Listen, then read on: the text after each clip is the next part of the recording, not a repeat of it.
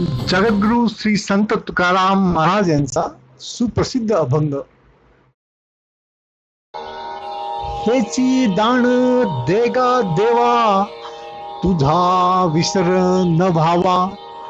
हेची दान देगा देवा तुझा विसर न व्हावा. याचा अर्थ, आम्ही जेव्हा देवाचे स्मरण करीत असतो तेव्हाच देवाचे स्मरण झालेले असते. एक तर हे की आम्ही जेव्हा म्हणतो देवा हेच दान दे की तुझा विसर पडू नये, तेव्हाच आम्ही देवाचे स्मरण करीत असतो, तेव्हाच देवाचे स्मरण झालेले असते आणि त्या अन्य काळी आम्हाला विसरच पडलेला असतो. देवा, आता तुझे स्मरण करत आहोत, पण आता विसर होऊ देऊ नकोस. पण देव कसा विसर पाडेल? विसर तर या संसारामुळे आम्हाला पडतो देवाचा.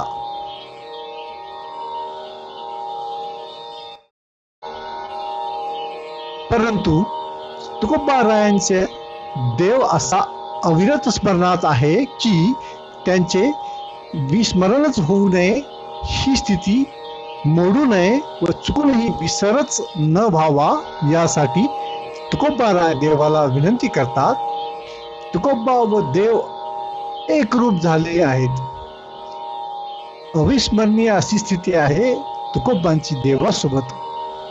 जशी आमचे करता देवाचे स्मरण ही घटना आहे, तशी तुकोबारायासाठी विस्मरण ही घटना होऊ शकते. म्हणून त्या शंकेतून ते देवाला त्याचा विसर न पडण्याचा दान मागतात.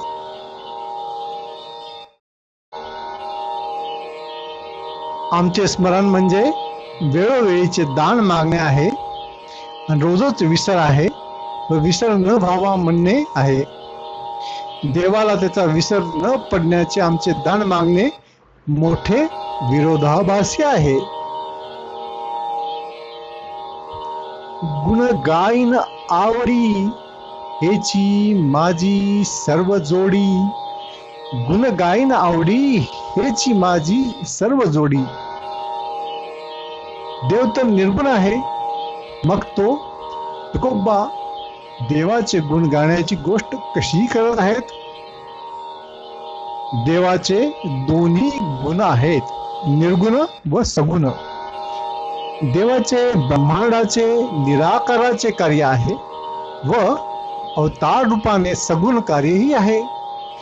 दोन्ही कार्याचे गुण आवडीने गाण्यात तुकोबाचा आनंद आहे. दुसरे ते म्हणत आहेत की हीच माझी सर्व जोडी आहे. सर्व जे काही जोडलेले आहे ते तुझे गुण आहेत.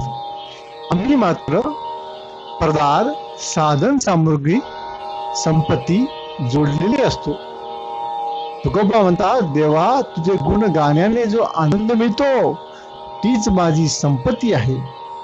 पुढे तुकोबा म्हणतात, न लगे मुक्ती धन संपदा संत संग देई सदा. न लगे मुक्ती धन संपदा संत संग देई सदा. याचा अर्थ, मुक्ती का नको, धनसंपदा नको ठीक आहे, कारण धनसंपत्ती आमच्यासाठी सुखाची आहे, तर संतांनी जाणले की दुःखाचे मूळ आहे. पण सर्व भगवंत भक्त तर मुक्तीचीच शुभकामना ठेवतात. मात्र मुक्त होण्यात तुकोबा जाणतात की मुक्ती झाली म्हणजे देवा आम्ही तुलाही मुकलो. तुझ्या स्वरूपाशी एक रूप झाल्यावर मी व तू ह्या दरम्यान चालणारा भक्तीचा आनंदच संपला. म्हणून मुक्ती नको संत संग दे, ज्यामुळे तुझ्या निर्गुण निराकार रूपाशी जुळून मुक्त होण्यात जो आनंद मिळणार नाही तो संत संगाने मिळतो. म्हणून जन्मोजन्मी गर्भवास सोसून तुझ्या सगुण भक्तिरसाचा आनंद आम्हाला घ्यायचा आहे. तुकोबाराय म्हणे, गर्भवासी सुखे घालावे आम्हासी. तुकोबाराय म्हणे, गर्भवासी सुखे घालावे आम्हासी. याचा अर्थ तुकोबाराय म्हणतात, गर्भवासातून तर आम्ही आलो, पण गर्भवासाची यातना आमच्या अनुभवात नाही. दुसऱ्या जीवाला गर्भवासात आम्ही आज विज्ञानाने निर्माण केलेल्या यंत्राद्वारे पाहू शकतो, तरी पण तो अनुभव आम्ही आठवू शकत नाही, अनुभव नाही सांगू शकत. तुकाराम महाराज म्हणतात, कारण हा अनुभव देह बुद्धीने घेण्यास शरीरच पूर्ण नसते, मात्र चेतना तर तो भयंकर असा अनुभव घेते. गर्भरूपाने आमची आईच्या उदरात स्थापना झाल्यापासून आमचा देह तेथे पूर्ण विकसित होतो. गर्भाचे पोकळीत जाड जन्मामध्ये शरीर तरंगत विकसित होत असते, तेव्हा शरीर मेंदू तो अनुभव आठविण्याचे अवस्थेत नसतात. तेच जाराचे पाणी नाकात, तोंडात, कानात, डोळ्यात भरून असते. जन्मानंतर आम्ही शरीराचे स्तरावरच जगतो. तुकाराम महाराज म्हणतात की चेतनेचे अनुभव मागे पडतात. दुसऱ्या रीतीने आम्ही गर्भसदृश वातावरणाची बाह्य व्यवस्था करू शकतो. काही ध्यान मार्गामध्ये अशी गर्भ वातावरणाची बाह्य कृत्रिम व्यवस्था करून गर्भावस्थेचा ध्यानविधी साधकाकडून करून घेतल्या जातात.